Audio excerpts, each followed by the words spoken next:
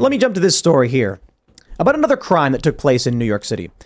Homeless man charged with hate crimes for defecating on pride flags at Manhattan Eatery. They're trying to give him the maximum sentence. Blasphemy laws. Mm-hmm. Yep. They said that him taking a dump on a pride flag and wiping his butt with it was a hate crime and intolerance. You know what I think? I think he's just some homeless guy who was looking for a place to take a dump. That's it. And they're like, why didn't you use napkins? And I'm like, I don't know that he was thinking at all. Why did the guy in the subway platform push the woman onto into the front of the train? Why did he murder her? I mean, these people aren't well. When it comes to the guy in the train who is desperate and hungry, what did AOC say? It should not be a death sentence for this man who is just hungry and unwell, and it's the city's fault. Is this man not hungry and unwell when he pooped on a pride flag? Well, exactly. So I mentioned this the other day. Whenever it comes to an act of senseless violence, 1,000,001 different excuses are made, and we have to go into a deep socioeconomic analysis of what could have led that person who we think is a criminal but is truly a victim to feel that they needed to commit that disordered act. And then, of course, when you speak out against the party, you're not afforded that same luxury. They don't make 1,000,001 excuses. They don't play mental gymnastics to make what you did seem okay within their framework, because we just never funded that inner city library that would have educated you and made you a more enlightened, functioning member of society.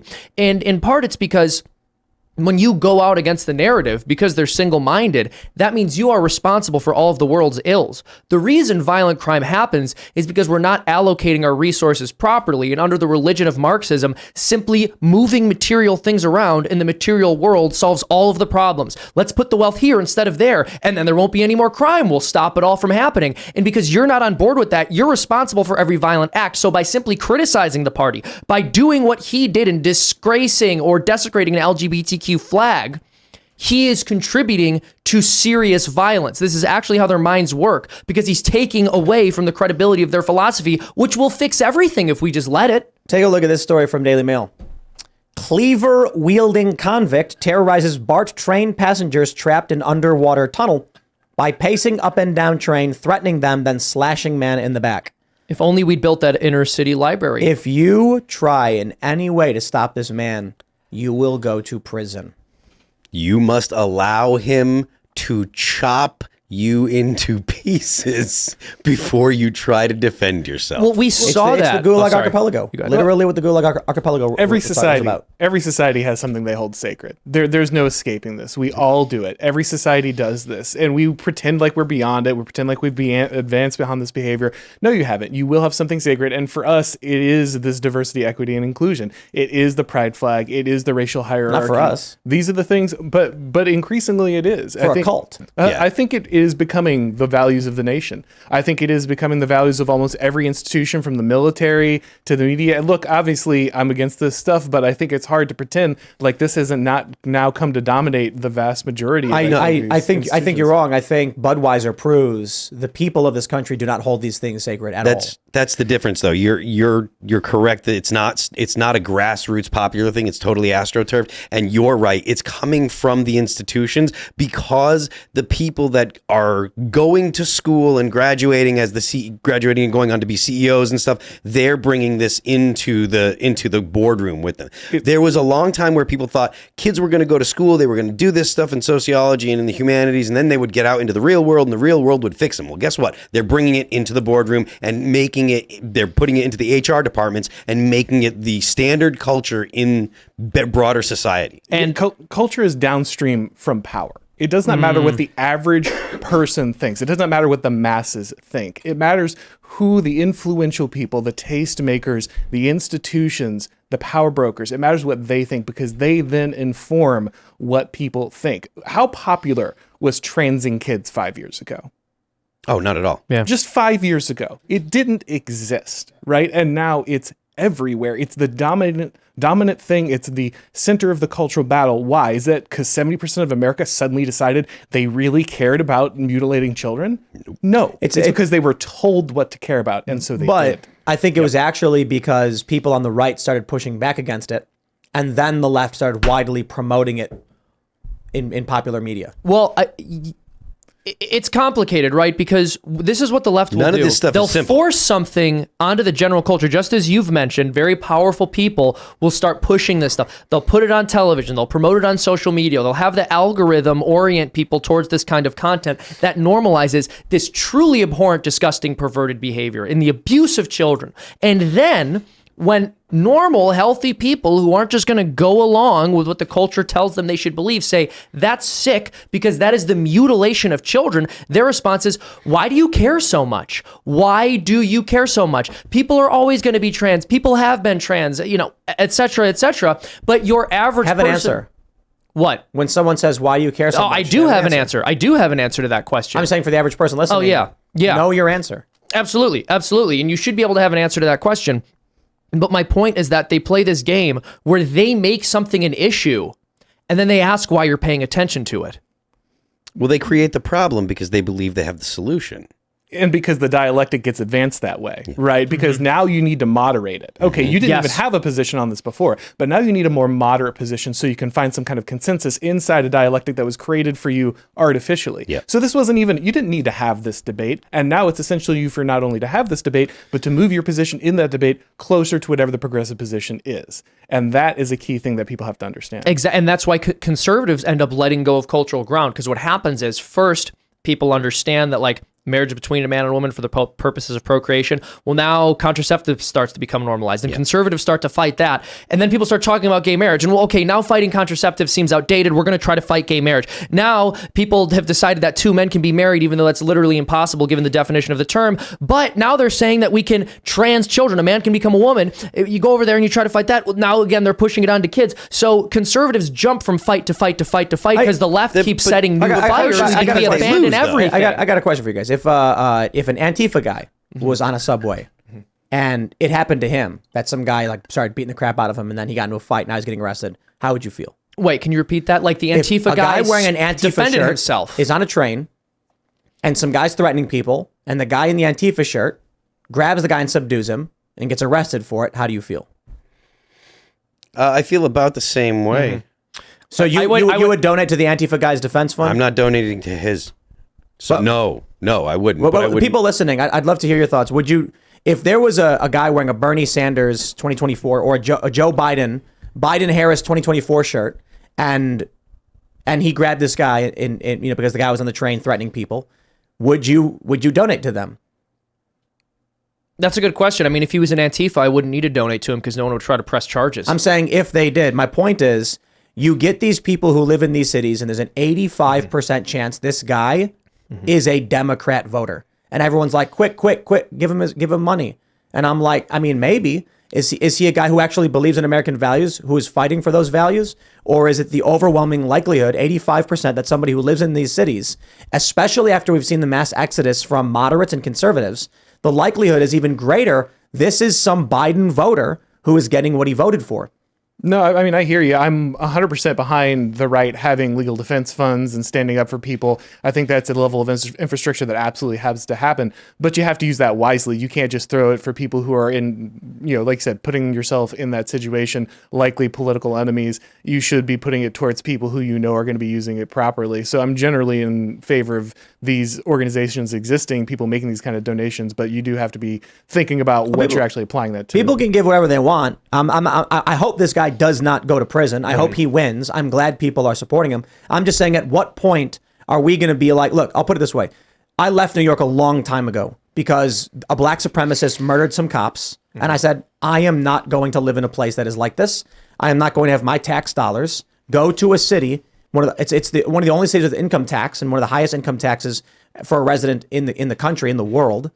And then I'm in the Jersey side, someone plants bombs, and I'm like, okay, better not be in this place. But we end up in a place where we're at in the tri-state, the tri-state area, and the eastern panhandle of West Virginia is moderately purple for the area. You've got Maryland, which of course is a major battleground and very left, very Democrat. Extremely. And then the eastern panhandle is maybe surprising people, but West Virginia, the schools are very, very woke and they're trying to indoctrinate kids.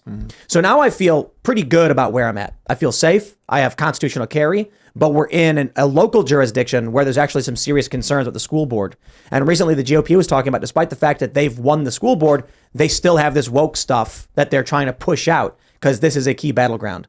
Now my concern is, are we giving money to Democrats who voted for this because we're not paying attention and we assume because this guy did a good thing that he is a good guy? I mean, if it turns out this guy doesn't really live there or just moved there and he's a big Trump supporter and he's been fighting against this stuff and he's been posting about it, I'll be like, okay, this is a guy who needs our help. Kyle Rittenhouse was in a suburban area. He was in a split area politically, and he was there as an innocent kid trying to help clean up his neighborhood, actively fighting for his neighborhood and trying to help even the protesters. And that was years ago. And we're like, okay, now it's several years on.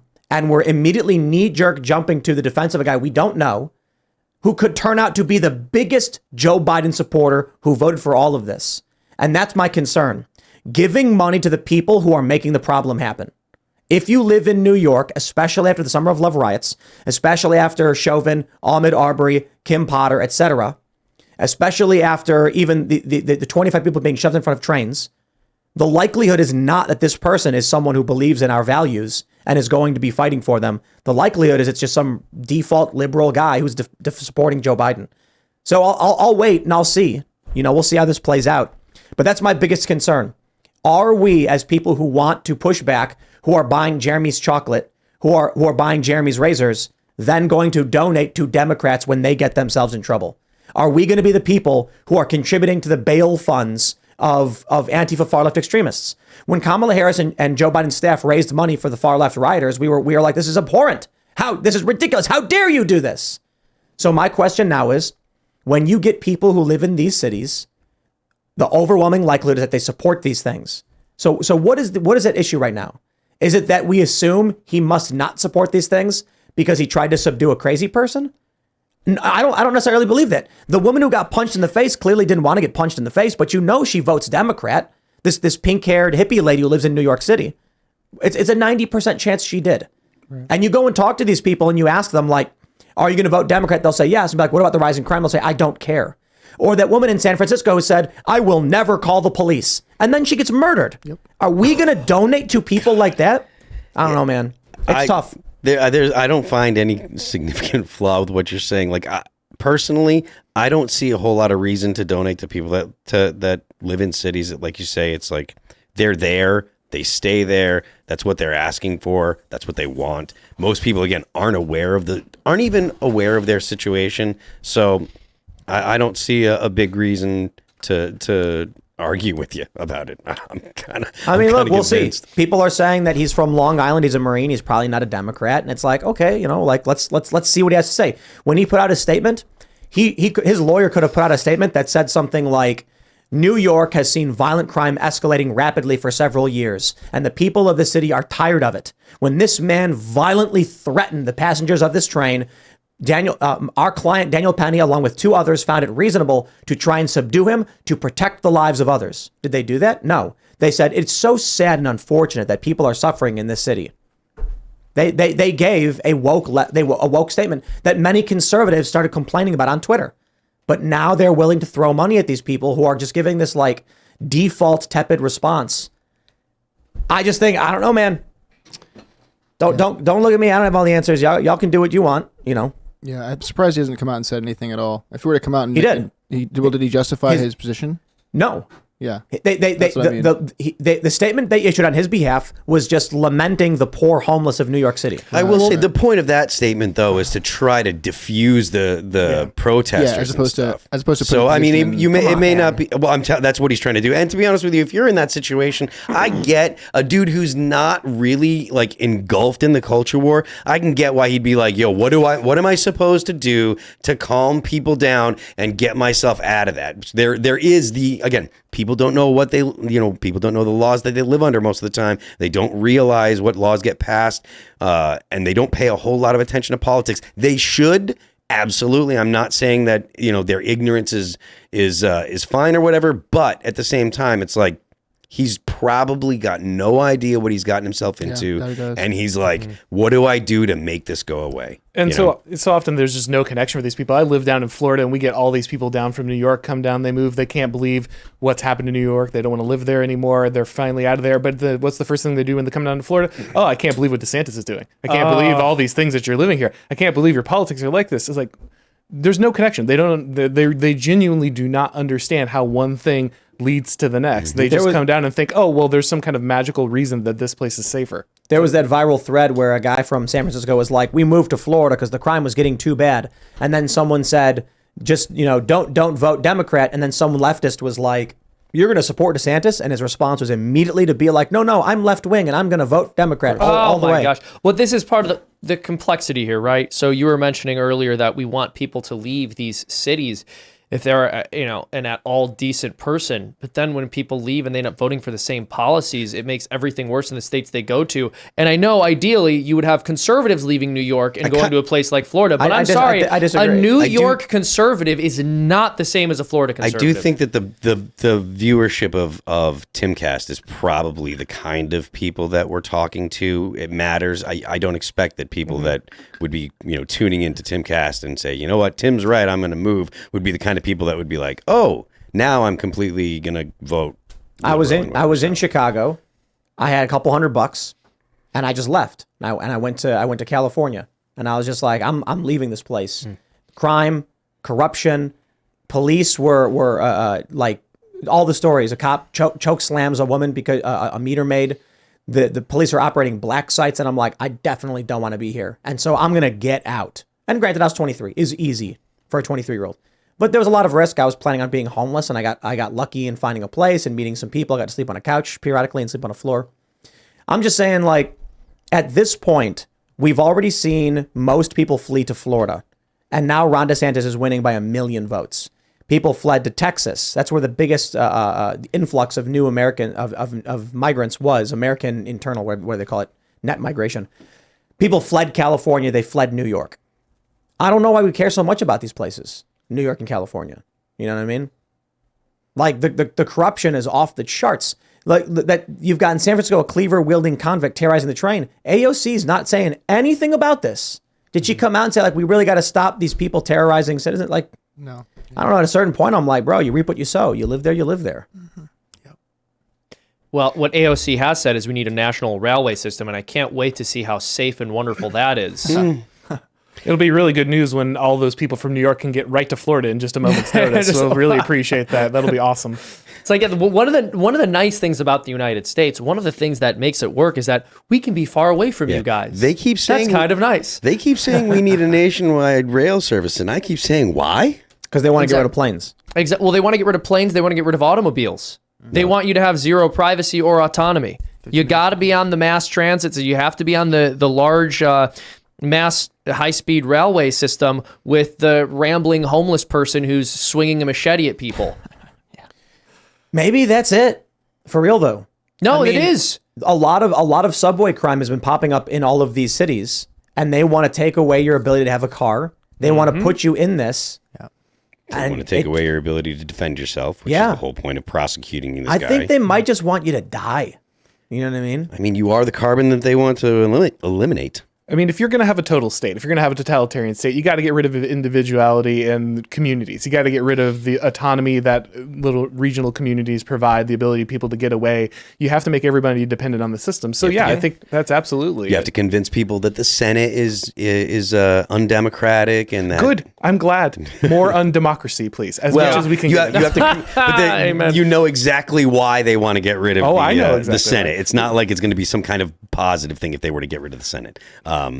But the point of getting rid of the Senate is because they want to, they don't want to have states that are individuated and have autonomy and stuff.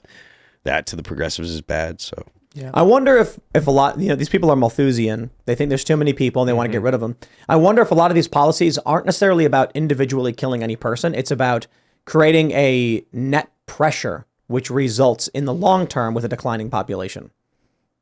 I mean, they don't have to do that. That's already happening. That social engineering is already getting them there.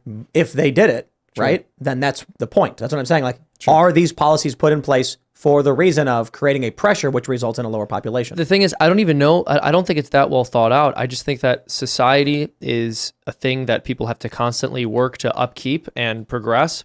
So it's not something that someone just built for us and then left here and we can allow to sit. It has to constantly be upkept by people living virtuous lives. And when you don't want to live a virtuous life, you just rationalize that. And when you try to rationalize that in a wide scale political sense, you just call it leftism. So all these policies are people attempting to rationalize the abdication of their responsibility to uphold our society and culture. Well, I can put it another way for you, Seamus. There was this TV show where they were tracking fat women, and it was like, why are they fat or whatever? And this woman's like, I have a glandular problem. And then what they did was they filmed her throughout the day. And they were like, at the end of the day, they said, how many calories do you think you ate? And she was like, probably 1,200. I had a light breakfast with just some eggs. For lunch, I had a salad. And for dinner, I had, small steak. And they were like, you had 4,763 calories. Like, what? And then they showed the video of her grabbing cookies and candies and snack cakes and stuff like that all throughout the day. And that to me is the rationalization of it's just one cupcake. Yes. It's only 150 calories to have a one cup. It doesn't matter. And then you do it 100 times. Well, yeah, exactly. And that's how vice works, right? When a person builds virtue, they're not going, only one. You don't have to rationalize it in that way. Thanks for watching this clip from the Timcast IRL podcast. Hang out with us live Monday through Friday at 8 p.m. and become a member over at timcast.com for uncensored, members-only shows exclusive. Thanks for hanging out, and we'll see you all next time.